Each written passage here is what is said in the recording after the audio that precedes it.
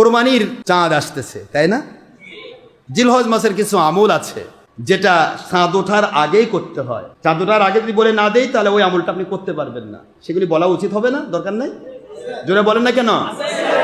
জিলহজ মাসের কিছু আমল আছে যে আমলগুলি এরকম। রাসূল পাক সাল্লাল্লাহু আলাইহি ওয়াসাল্লাম ওনার সহিহ, আমি হাদিস শরীফ নিয়ে এসেছি, আমি তো কেতাব ছাড়া কথা বলি না, আমি তো সারা জীবন মুখস্থই আপনাদের শোনাইছি।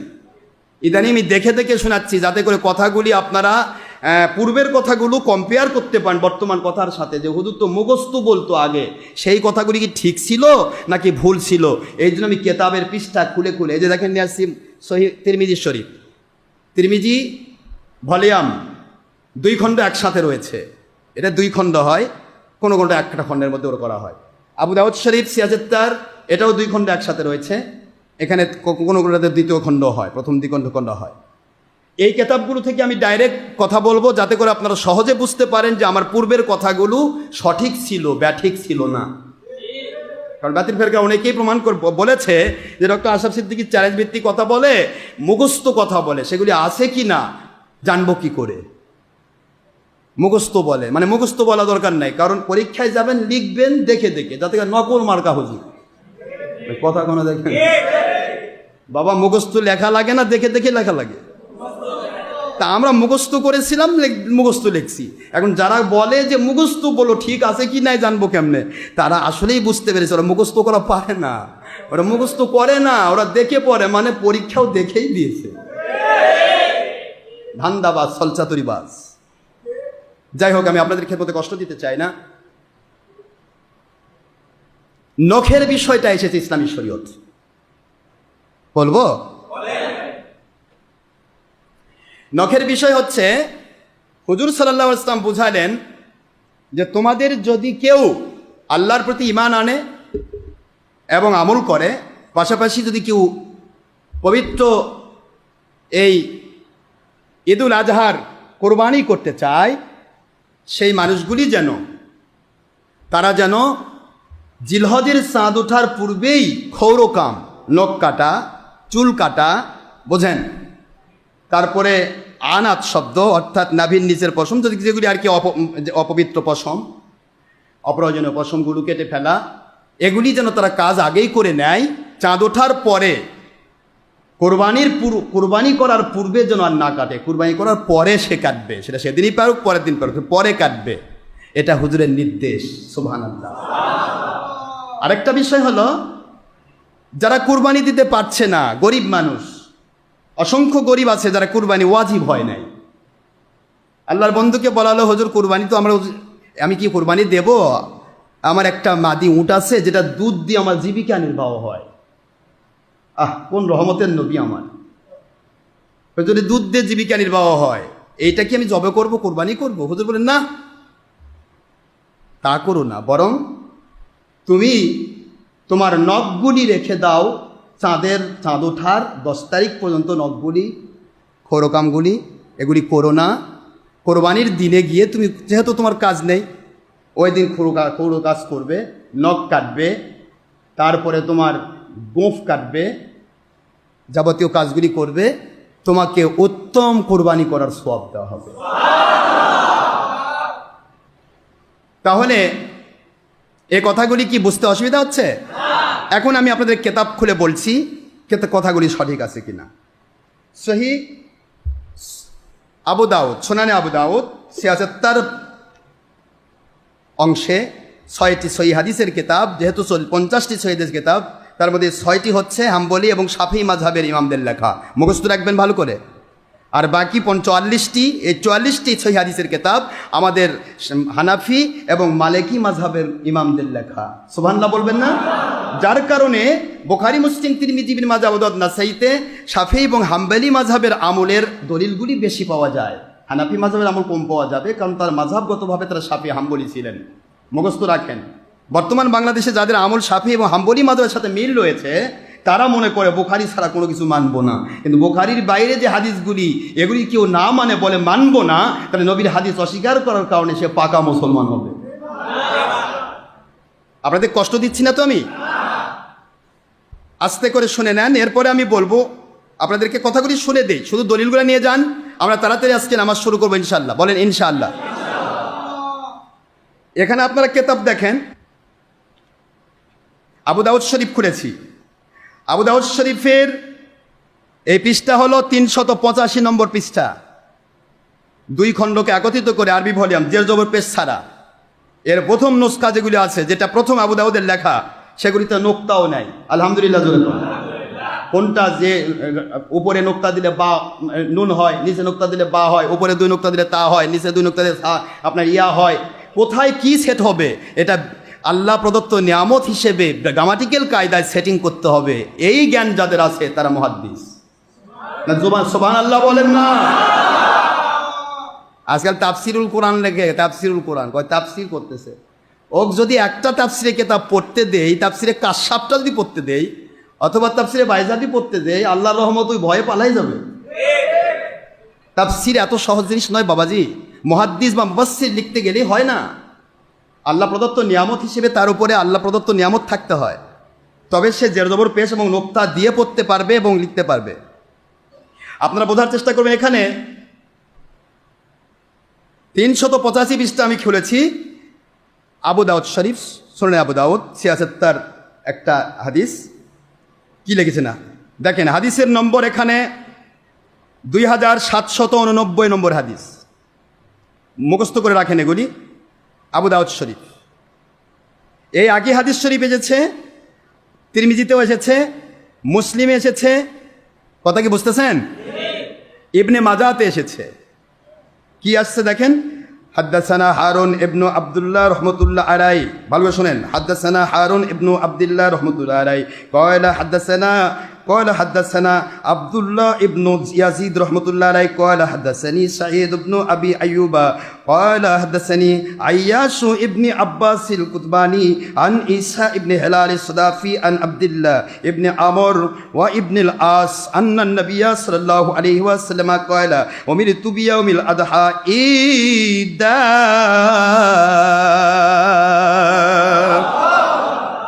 جعله الله تبارك وتعالى لهذه الأمة جعله الله تبارك وتعالى لهذه الأمة قال الرجل أرأيت إن لم أجد إلا منيحة أنثى فأضحي بها قال لا ولكن تأخذ من شعرك وأظفارك وتقص شاربك وتهلك عانتك فتلك تمام أضحيتك عند الله।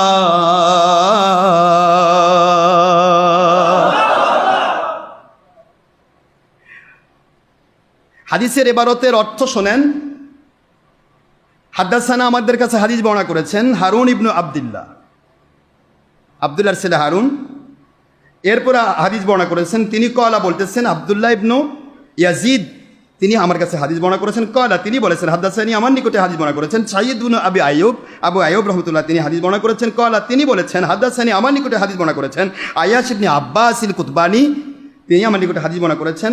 তিনি বলছেন আমার নিকটে আন ঈসা ইবনে হেলাল, ঈসা ইবনে হেলাল থেকে বর্ণিত সদাফি, আন আব্দুল্লাহ ইবনে আমর ওয়া আল আব্দুল্লাহ ইবনে আস, আমর ইবনুল আস, আমর ইবনুল আস থেকে বর্ণিত হয়েছে আন্নান নবী সাল্লাল্লাহু আলাইহি ওয়াসাল্লাম কয়লা, আন্নান নবিয়া নিশ্চয় আল্লাহর হাবিব বলেছেন যে, কয়লা তিনি বলেছেন, কি বলেছেন, উমিরতু বিয়াউমিল আদহা ঈদা, ইয়াউমিল আজহাকে আমাদের জন্য ঈদ হিসেবে পালন করতে আল্লাহ পাক আদেশ করেছেন, আমাকে আদেশ করা হয়েছে।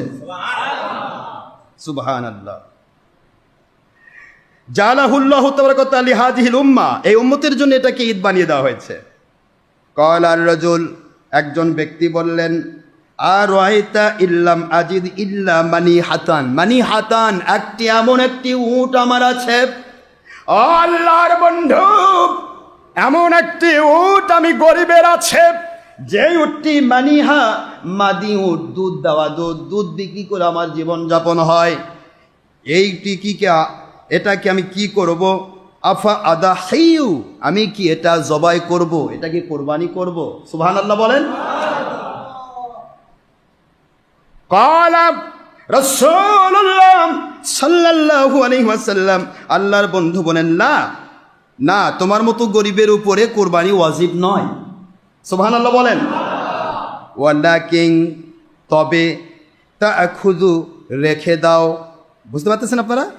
তাআখুযু রেখে দাও, মিন শারিকা তোমার চুল, ও আদফারিকা তোমার নখ, মানে জন্মের মতো নাই 10 দিন চাঁদের সাথে, চাঁদ ওঠার আগেই কেটে নিতে হবে, তারপর চাঁদ ওঠার পর। আদফারিকা ওয়া তাকাসসু শারিবাকা, শারিবুন মানে হলো মোস, বুখারী হাদিস কাসসু শাওয়ারিব অতাফিরুল লিহিয়া, তোমাদের দাড়িকে লম্বা করো, মোসকে ছোট করো। আজ আমার হুজুরেরা মোস ছিলে ফেলে, একবার ছিলে মানে চামড়াও ছিলে, এরকম ভাব। এটা শিলার কথা আসেনি, এসেছে ছোট করা। হ্যাঁ বাবা আমার কথা বলেন, ছোট করতে হবে। তাকুস্সু শব্দটা, কস্সুন শব্দের অর্থ বোঝেন তো, কস্সা ইয়াকুস্সু তাকুস্সুন অর্থাৎ ছোট করে ফেলা, কেটে ফেলা, ছোট ছোট করা। শারিবাকা তোমার মোষ ছোট করবে, মোষটা রেখে দিবে, অর্থাৎ এটা রেখে দেবে এই কয়দিন। ওয়াত্তাহালিক ওয়া আনাতিকা, এই কদিন রেখে দিয়ে কোরবানির দিনে বা পরে এটা কি করবে, কাটবে। তাহলে কো আনাতিকা তোমার অপ্রয়োজনীয় পশমগুলো যা যা আছে বুঝে নেবেন। ফাতিলকা এই যে তুমি কাজটা করলে, তামাম বোঝেন তো, পুরা একটা তামাম উদহিয়াতিকা ইনদাল্লাহ,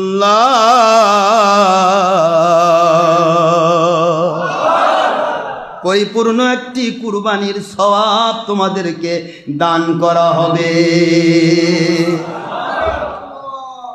বুঝতে অসুবিধা হয় বাবাজি? এই হাদিস মিশকাত শরীফের 129 পৃষ্ঠা, আরবি বলিয়াম, খুললেই পাবেন। নাসাই শরীফের ইসলামী ফাউন্ডেশনের 4th নম্বর খণ্ড, খুললেই পাবেন 252 পৃষ্ঠার 4366 নম্বর হাদিস। এই হাদিসের পরবর্তী মিসতাকের হাদিস আরেকটা আসতেছে, আমি আপনাদের বলে দেই, না বলে দিলে তো সমস্যা হবে। বলে না দিলে বলবেন যে হুজুর দলিল দেয় না, শুধু কথা বলে। আমরা কিন্তু দলিল ছাড়া কথা বলি না বাবা, কারণ কোরআন বলেছে হাতু বুরহানাকুম ইন কুনতুম সাদিকিন, সূরাতুল বাকারা 111 এবং সূরাতুল নমলের 64 নম্বর আয়াত। এটা হলো সূরা বাকারা, অর্থাৎ সূরাতুল নমল। আল্লাহ পাক স্পষ্ট করে দিয়েছেন, যদি সত্যবাদী হও, হালাল হারাম বললে, জায়েজ নাজায়েজ বললে, কোনো কথা বললে দলিল দাও। জোরে বলুন সুবহানাল্লাহ। কারো ব্যক্তিগত কথা বলা যাবে না বাবাজি, ইচ্ছা মতোই আমল করা যাবে না। তো এখানে আমরা কেনই আমলগুলি করব, কারণ হাদিসটি সহিহ। হাদিসটি কি? পরের হাদিসে আসেন, এবার হাদিস নম্বর 2791, আবু দাউদের হাদিস। ওটা ছিল 89, মনে থাকবে তো নাকি? ওটা ছিল 2789, এবার আসতেছে 2791। বাবুর রজুল, এটা হলো সবার জন্য, গরিব মিসকিন এমনকি কোরবানি দাতা সবার জন্য, মুখস্থ রাখেন এই হাদিসটা। বাবুর রজুল ওই ব্যক্তি, ইয়া খুদু রেখে দেবে, মিন শারিহি তার চুল, ফিল আশরি এই 10 দিন, বুঝতে পারতেছেন আপনারা?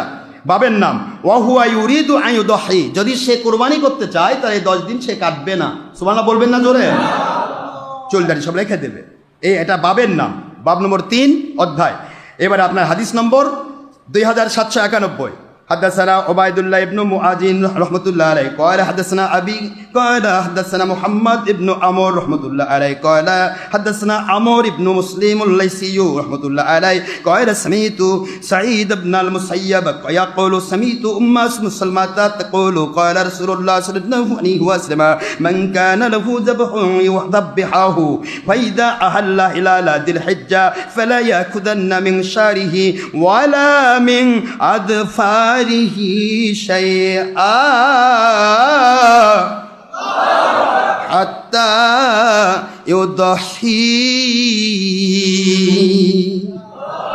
আল্লাহর বন্ধু বলেন, দুনিয়ার মুসলমানেরা, এই হাদিসটা আপনারা কোথায় পাবেন? আবু দাউদ শরীফ দেখলেন। এরপরে আসেন নক্কাটা, এটা মুসলিম শরীফের 2য় খণ্ড, আরবি ভলিউম 2 নম্বর খণ্ড, 156 পৃষ্ঠা, সহিহ মুসলিম 1967 নম্বর হাদিস, যে তাকরার ছাড়া, আর তাকরার সহ মুসলিমের হাদিস 4931 নম্বর হাদিস। বুঝতে পারছেন বাবা? তাকরার বোঝেন তো? একই হাদিস একটা কেতাবে বিভিন্ন বিষয়ে একটা হাদিস বারবার এসেছে, 3 বার 4 বার 5 বার, এভাবে আসার কারণে হাদিস নম্বরটা বেশি হয়ে গেছে, 4000, এখানে 4931 নম্বর হাদিস হয়ে গেছে। ওই একই হাদিস একটা একটা করে যদি ধরা হয়, আর যেগুলি বিভিন্ন প্রসঙ্গে আছে, একই হাদিস প্রসঙ্গ ভিত্তিক হাদিস বাদ দিয়ে একটা করে ধরা হয়, তাহলে হাদিসের নাম্বার পড়বে 1967 নম্বর হাদিস। কথা কি বোঝা যায়? পরে গিয়ে বলবেন আমি তো পাইলাম না, এটা হবে আপনার সলচাতুরি, যার কারণে আমি সুন্দর করে বুঝে দিচ্ছি। কষ্ট হচ্ছে না তো আপনাদের? এবার আসেন, এখানে আল্লাহর হাবিব বলেন ক্বালা রাসূলুল্লাহ সাল্লাল্লাহু আলাইহি ওয়াসাল্লাম, নবী পাক সাল্লাল্লাহু আলাইহি ওয়াসাল্লাম বলেন, মান কানা, যেই ব্যক্তি, লাহু যাবহুন, যে কোরবানি করা যার উপর ওয়াজিব হয়েছে, ইউজাব্বিহাহু, যেটা সে জবহ করতে চায়, ফাইদা আহাল্লা হিলালা দিল হিজ্জা, জিলহজ্জের চাঁদ ওঠার পূর্ব মুহূর্ত থেকে জিলহজের আপনার কোরবানির পূর্ব মুহূর্ত পর্যন্ত, ফালা ইয়াখুদান্না মিন শারিহি ওয়ালা মিন আসফারি, শারি মানে তার চুল দাড়ি যেন না কাটে, মিন আসফারিহি, নখ যেন না কাটে, শাইআন হাত্তা ইউদহি, কুরবানি হওয়ার পূর্ব মুহূর্ত পর্যন্ত। জোরে বলুন সুবহানাল্লাহ। কথা কি বুঝতে অসুবিধা হয়েছে? তাহলে এই হাদিস শরীফ বোঝা গেল যে আমরা চুল দাড়িগুলি যেটা যার আছে সেটা, আপনি দাড়ি তো আর কাটবেন না, দাড়ি তো আর কাটবেন না, কিন্তু অন্যান্য যেগুলি কাটার প্রয়োজন, নখ কাটা, এগুলি চাঁদ ওঠার আগে করে নেবেন। ঠিক আছে বাবা? না ভুল হলো আবার? ভুল হয়নি তো আবার? মাশাআল্লাহ। এই হলো একটা আমল আমি আপনাদের শিখাই দিলাম। আমলটি করতে হবে, যেহেতু চাঁদের আগে এগুলো আমার বলে দেওয়া জরুরি। এরপরে আমি একটা কথা বলবো, সেটা আমি পরে আসতেছি, এখনই এর কিছুক্ষণের মধ্যে আমি শেষ করে দিব। এই হাদিস থেকে আমি আপনাদেরকে আবু দাউদ শরীফ থেকেই কথা বলি, এটাও খুলে দেখাচ্ছি, আমি সবই দেখাবো, ধীরে স্থিরভাবে বোঝার চেষ্টা করবেন। এখানে আমি আপনাদেরকে একটা কথা বলি, রসুল পাক সাল্লাল্লাহু আলাইহি ওয়াসাল্লাম, ওনার কথাগুলি মানাই হলো আল্লাহ পাকের হুকুম মানা। কি ঠিক আছে তো? মায়ুতিউর রসুল ফাকাদ আতা আল্লাহ, সবাই জানেন কোরআন শরীফের সূরাতুন নিসার 80 নম্বর আয়াত, 4 নম্বর সূরা 5 নম্বর পারা, আয়াত শরীফ নম্বর 80। আল্লাহ বলেছেন, যে ব্যক্তি আমার নবীকে মেনে নিল সে আমাকে মানলো, কারণ আমার নবীকে মানার আদেশ আমি আল্লাহ করেছি। যারা বলুন সুবহানাল্লাহ। কথা কি বোঝা যায়? এখন ওই আল্লাহ আবার বললেন, ওয়া উলিল আমরি মিনকুম, সূরা নিসা 60 নম্বর আয়াত, যে ব্যক্তি আমার নবীকে মানতে চায়, আমাকে মানতে চায়, কিয়ামত পর্যন্ত যারা আল্লাহ এবং আল্লাহ নবীর মত অনুসারে চলেন, কোনো সলচাতুরি বা দলের স্বার্থে বিক্রি হন না, মত অনুসারে যারা চলেন, ওই সমস্ত উলিল আমরের ব্যাখ্যা মেনে নেওয়া আমি আল্লাহর আদেশ।